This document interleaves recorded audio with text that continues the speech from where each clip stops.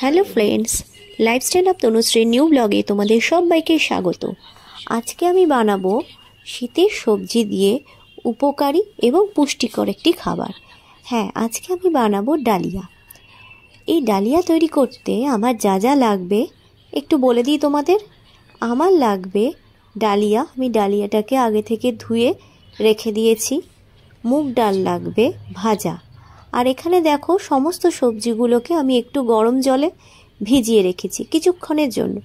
এর মধ্যে আছে ফুলকপি, আছে শিম, আছে গাজর, আছে বিনস আর আছে মটরশুঁটি। তোমরা চাইলে শীতের আরও নানা রকম সবজি দিয়ে এটা করতে পারো। এর মধ্যে তোমরা আলু, পেঁপে এই রকম টাইপের সবজিগুলোও তোমরা ইউজ করতে পারো। আর লাগবে সাদা তেল, নুন, হলুদ গুঁড়ো, জিরে গুঁড়ো, কাঁচা লঙ্কা। আর ডালিয়া তো আমি বললামই আগে ধুয়ে জল ঝরিয়ে রেখে দিয়েছি। আর মুগ ডাল হালকা করে ভেজে নেওয়া। তার সাথে ফোড়নে লাগছে গোটা জিরে, তেজপাতা, ছোট এলাচ। এটা কিন্তু খুব সামান্য উপকরণ দিয়ে তৈরি হয়ে যায়। আমি এই পুরো রান্নাটা করব প্রেসার কুকারে।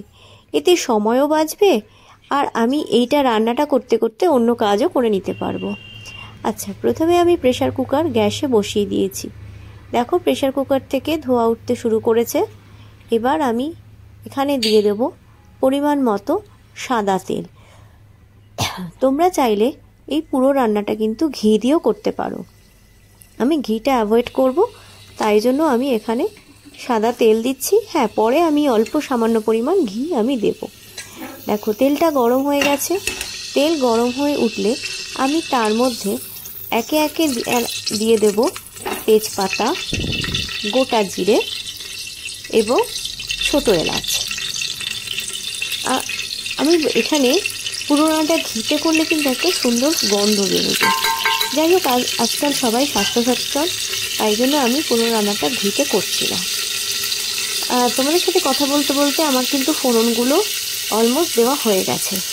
ফোড়নগুলো থেকে ভাজা সুন্দর গন্ধ বেরোচ্ছে। এবার আমি দিয়ে দেব এরপরে আগে থেকে আমার কেটে রাখা সবজিগুলো। আর এখানে সবজি প্রসঙ্গে বলে রাখি, আমি সাধারণত সবজি একটু গরম জলেই ধুয়ে নিই। এবার চলে যাচ্ছে এর মধ্যে কাঁচা লঙ্কা। আমি যেহেতু ঝাল কম খাই, তাই জন্য আমি হাফ কাঁচা লঙ্কা দিয়েছি। এবার তোমরা যদি ঝাল বেশি খেয়ে থাকো, সেক্ষেত্রে তোমরা এখানে শুকনো লঙ্কাও ফোড়ন দিতে পারো বা কাঁচা লঙ্কা 2-3টে একসাথে চিরেও দিয়ে দিতে পারো। এবার আমি এই তেলের মধ্যে দিয়ে দিলাম আগে থেকে কেটে রাখা এবং একটু হালকা গরম জলে ধুয়ে নেওয়া সবজিগুলো।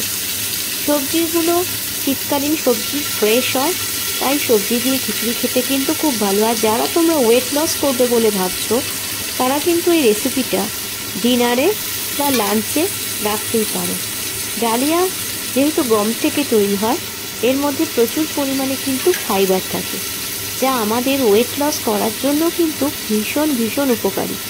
তাই বন্ধুরা, তোমরা যারা ভাবছো ওয়েট লস করার জন্য কি ব্রেকফাস্ট বা লাঞ্চ করবে বা ডিনার খাবে, চোখ বন্ধ করে এটা করতে পারো। হ্যাঁ বন্ধুরা, তোমাদের সাথে কথা বলতে বলতে আমি কিন্তু এর মধ্যে তরকারিগুলো দিয়ে দিচ্ছি প্রেসার কুকারে। আমার তরকারি অনেকটাই দেওয়া হয়ে গেছে। সবজিগুলো যে কেটে রেখেছিলাম সেই সবজিগুলো আমি অনেকটাই দিয়ে দিয়েছি প্রেসার কুকারের ভেতরে। এবার আমি সবজিগুলোকে খুন্তি দিয়ে ভালো করে নাড়াচাড়া করে নেব। দেখতেই পাচ্ছ সবজিগুলোকে আমি কি হালতো হাতে খুন্তি দিয়ে নাড়াচাড়া করে নিচ্ছি। শীতকালে খিচুড়ি খেতে কিন্তু খুব ভালো লাগে। এখানে তোমরা চাইলে শীতকালে পেঁয়াজকুলিও দিতে পারো। আমার পেঁয়াজকুলিটা ছিল না আজকে, তাই জন্য আমি আজকে এটা পেঁয়াজকুলি ছাড়াই করেছি। যাই হোক, আমি এটা নাড়াচাড়া করে নিয়েছি হালকা হাতে খুন্তি দিয়ে তরকারি সবজিগুলোকে।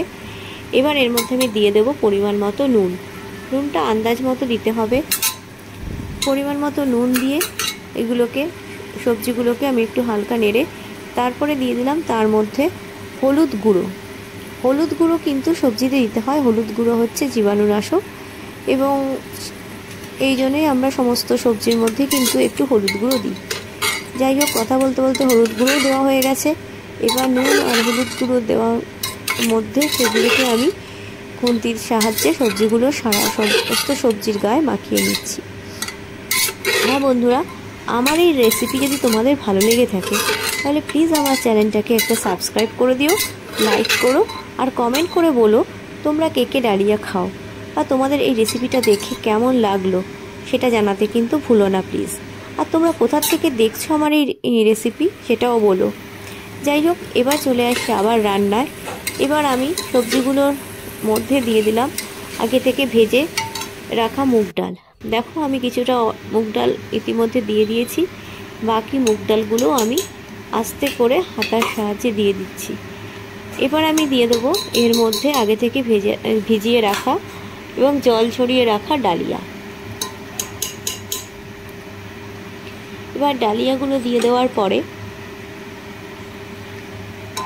আমি খুন্তি দিয়ে আস্তে আস্তে ডালিয়া, ডাল আর সবজিগুলোকে ভালো করে নেড়ে দেব। এই রান্নাটা এমন একটা রান্না, এটা কিন্তু বাচ্চাদেরও যেরকম বন্ধুরা তোমরা দিতে পারবে, সেরকম বয়স্ক মানুষদেরও কিন্তু এই রান্নাটা তোমরা দিতে পারবে। আচ্ছা, কথা বলতে বলতে আমি ডালিয়া, ডাল এবং সবজিগুলো খুব সুন্দর করে নেড়ে চেড়ে নিয়েছি। এবার এর মধ্যে দিয়ে দেবো গুঁড়ো মশলাগুলো, যার মধ্যে ছিল হলুদ গুঁড়ো, জিরে গুঁড়ো, চাইলে তোমরা এখানে একটু সামান্য কাশ্মীরি লঙ্কা গুঁড়ো দিতে পারো। আমি কাশ্মীরি লঙ্কা গুঁড়োটা অ্যাভয়েড করেছি, এটা অপশনাল, দিলেও পারো না দিলেও সেরকম কোনো ক্ষতি হবে না। দেখো বন্ধুরা, আমি এটা কি সুন্দর নেড়ে চেড়ে নিচ্ছি এবং কি সুন্দর দেখো একটা রং এসেছে, সবজিগুলোর যে কালারফুল লাগছে ব্যাপারটা, জানি না তোমরা কতটা দেখতে পাচ্ছ এই ক্যামেরার মাধ্যমে, তবে রংটা কিন্তু ভীষণ সুন্দর একটা কালারফুল এসছে। এবার এগুলো হালকা ভেজে নেওয়া হয়েছে। এবার এর মধ্যে চলে যাবে পরিমাণ মতো জল। দেখো আমি কথা বলতে বলতে জল দিতে অলরেডি শুরু করে দিয়েছি। এখানে আমি জল দেব পরিমাণ মতো। তোমরা যদি, এটা ডিপেন্ড করবে তোমরা কীরকম থিকনেসে ডালিয়াটা পছন্দ করছো। আমি যেহেতু খুব ভারী ও ডালিয়া ভালো লাগে না, আবার খুব পাতলাও খাই না, তাই জন্য আমি মোটামুটি মিডিয়াম থিকনেসের যে ডালিয়াটা রাখবো, তাই জন্য আমি এখানে আন্দাজ মতো জল দিয়ে দিচ্ছি। এবার জল দিয়ে ভালো করে নেড়ে নেব খুন্তির সাহায্যে।